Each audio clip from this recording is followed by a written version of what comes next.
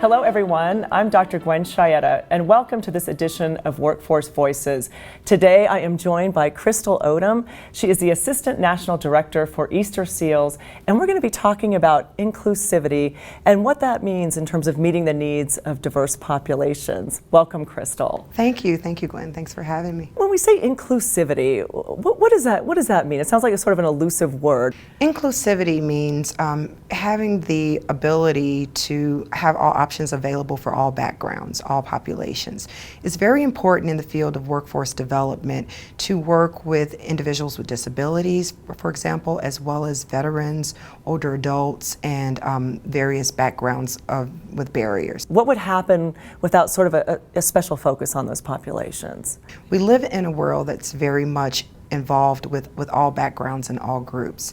When we work with job seekers that come from those populations that have barriers towards employment, they have a lack of support in getting the training and getting the skills required to become employable. So NAWDP provides those opportunities through staff that are experienced in those fields to train and work with those job seekers to strengthen them and make them more employable. What would happen if NAWDP and the workforce field, if we just said, you know, we'll just treat everybody the same. We don't need to do anything special for these, different groups. What would the fallout be? The fallout would be a lack of support, lack of the supports available to assist the job seekers and assist the workforce professionals in what they do every day. Many of our job seekers come to our programs, the programs that NAWDP members are a part of, with no hope. And to have programs and to have this trained staff available who can assist and support them in those various populations is essential. Elaborate a little bit on what are those resources that NAWDP has so that their members know that they can get some assistance. Whether it's a webinar, whether it's in-person meetings and trainings with industry experts, lots of abilities to work together in conferences, both in person as well as on a one-on-one basis. And one of the future goals to have more mentorship opportunities available. What are those topics that are available to members?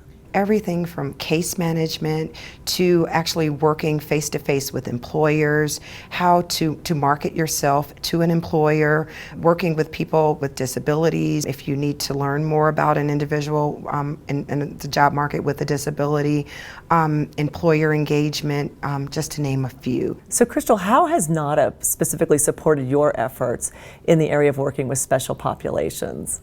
NAWDP continues to provide supports through training, through presentations and presenters. We've used quite a few that we've met at the conferences to do training on everything from professional development with staff to additional resources on our webinars and our events, working with special populations, including veterans and older adults.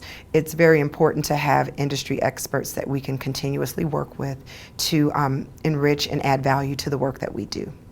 So that's fabulous. So members need to know if you're working and you want to grow in this area, access these resources. This is exceedingly valuable information, Crystal. Thank you so much. And thank you for joining us for another edition of Workforce Voices.